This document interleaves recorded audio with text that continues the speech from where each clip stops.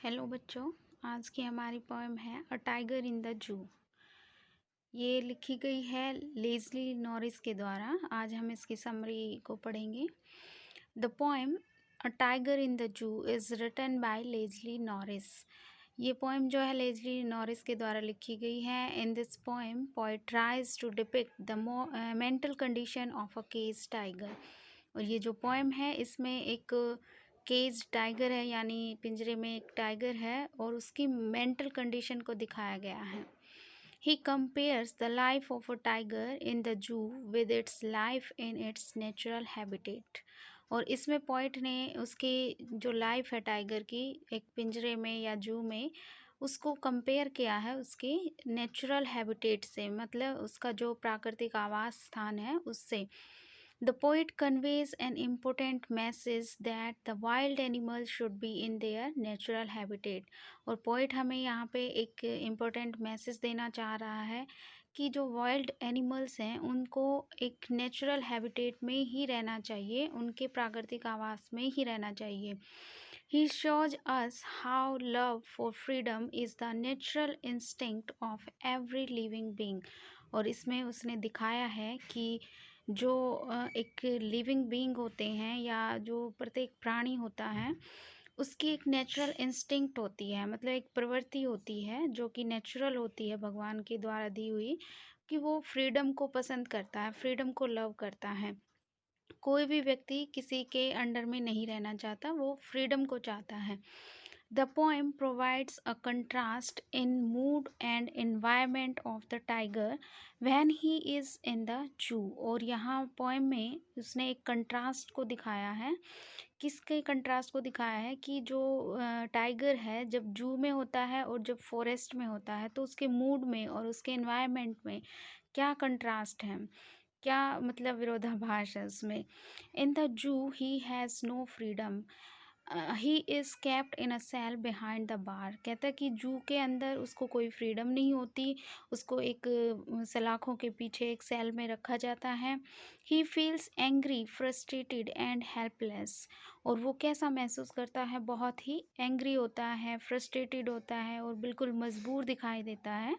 This remind him of his natural habitat, his hiding and sliding in the long grass near the water hole।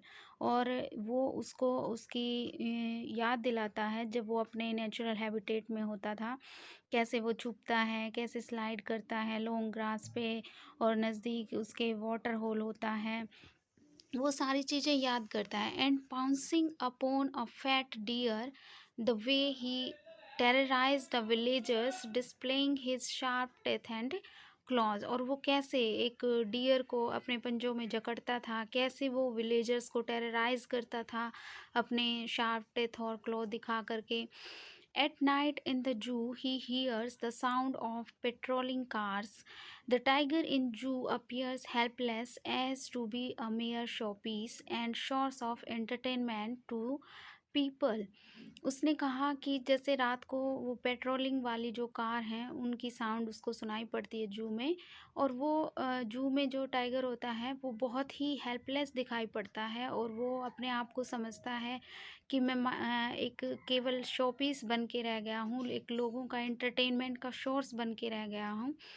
The poet wants to convey it is cruel to keep wild animals in small cage of the zoo away from their natural habitat। और poet ने यहाँ पे हमें यही चीज़ बताई है कि ये बहुत ही क्रूअल है कि वाइल्ड एनिमल्स को छोटे पिंजरों में जू के अंदर रखा जाता है उनके नेचुरल हैबिटेट से दूर।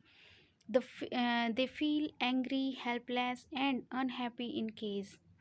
और कोई भी प्राणी होगा वो इस तरह से केज के अंदर रहेगा तो वो कैसा फील करेगा, एंग्री हो जाएगा, वो अनहैप्पी होगा, हेल्पलेस दिखाई पड़ेगा।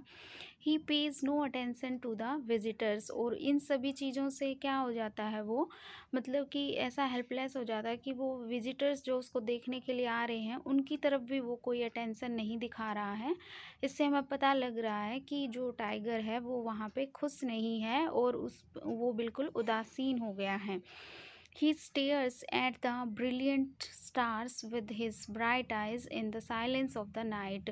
और वो रात को जब बिल्कुल चुप्पी होती है तो उस टाइम पे वो अपनी ब्राइट आइज से किसको निहार रहा है, किसको देख रहा है, एक टक लगाकर ब्रिलियंट स्टार्स को, मतलब जो सितारे चमक रहे हैं आकाश में, उन सबको देख रहा है।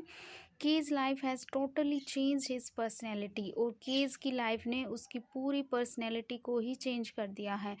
देखो, एक जो टाइगर होता है वो बहुत ही खूंखार होता है, बहुत ही निडर होता है और बहुत ही मतवाला टाइप में होता है जब वो फॉरेस्ट में होता है। तो लेकिन केज में आके वो भी अपने आप को हेल्पलेस महसूस कर रहा है और वो किसी की तरफ कोई अटेंशन नहीं दिखा रहा है। तो इससे हमें पता लग रहा है कि उसका पूरा, मतलब उसकी पूरी पर्सनैलिटी ही चेंज हो गई है इस तरीके से।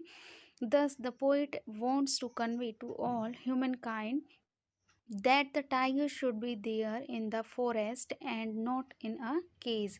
और इसीलिए जो पोइट हैं वो हमें ये मैसेज कन्वे कर रहे हैं कि पूरी मानव जाति के लिए ये मैसेज दे रहे हैं वो, कि हमें जो एनिमल्स होते हैं उनको उनके प्राकृतिक आवास में यानी फॉरेस्ट में ही रहने देना चाहिए, ना कि किसी पिंजरे में। That's all about the poem. And अगली पोएम हम अगली वीडियो में करेंगे। Thank you and subscribe my channel.